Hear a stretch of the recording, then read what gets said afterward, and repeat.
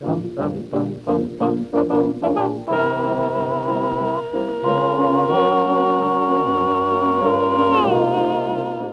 pagpapatuloy ng impeachment for idiots ng Word of the Lord, ilang gabay sa mga nakakalitong termino at proseso sa masalimuot na isyu na nangyayari ngayon sa Senado. Ngayon, ano ang nangyayari sa isang opisyal pag siya ay nai-impeach? Nakukulong ba agad? Hindi. Kaya nga siya hindi katulad ng criminal trial. Ibig sabihin ay may dahilan nga na dapat siyang matanggal sa pwesto. May dahilan pa lang. At sigurado namang hindi ka makukulong kung ganito naman kapalpak ang mga nag-aakusa. I think, Your Honor, that the counsel is giving an answer even before an answer could be made by the witness. That is part of my question. No, that's a part of cross-examination. That's it. Two questions, Your Honor. At ganito katinik ang mga nagtatanggol sa iyo. I learned that from my remedial law professor, who happens to be no less than the defense counsel. Maybe you were absent when I discussed that. Order. At may backup ka pa na ilang senador. Frank, you're doing very well, but you are beginning to sound like you are with the prosecution. I don't want to talk about it. Ano naman ang nangyayari kapag ikaw ay na-cite in contempt? Ibig sabihin, tol, bastos ka. No laughing please in this court. At nilapastangan mo ang korte, dapat kang ikulong. Wala pa namang ganun so far sa impeachment court dito. Pero malay mo, 4 na araw pa lang naman eh. Malay mo, nagtataasan na ang mga boses nila. At painit na ng painit ang mga ulo. And he said that deed of sale is presented before a registration is made. That was already covered. That is not what I'm asking. I'm asking for the basis, Your Honor.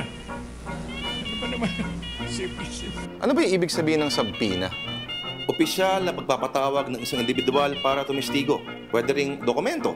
Ang hindi sumipot, contempt of court, kalaboso. Eto, ano ibig sabihin nito? Ill-gotten wealth. Kayamanan na kaduda-duda ang pinagmulan dahil hindi tugma ang sahod mo at ang mga ari-arian mo. Huli itong narinig nung panahon nila. Yan, anong ibig sabihin yan? Yari ka na naman sa misis mo, Jun. Nakakasuhan ka ng contempt of misis.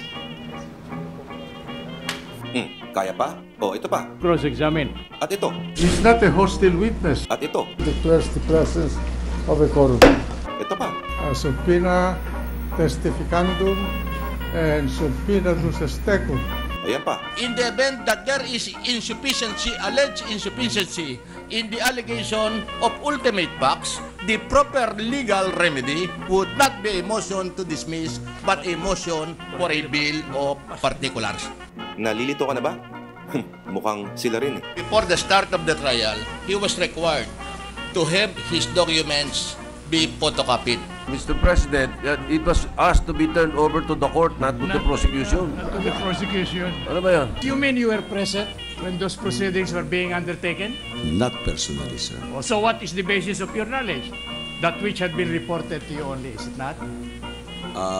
That it has underwent the process because of the system. You are not answering my question. Why you determine the sufficiency of the cause of action embodied in the complaint, not through the answer, not through the reply, but on the very allegation stated in the answer. That's elementary.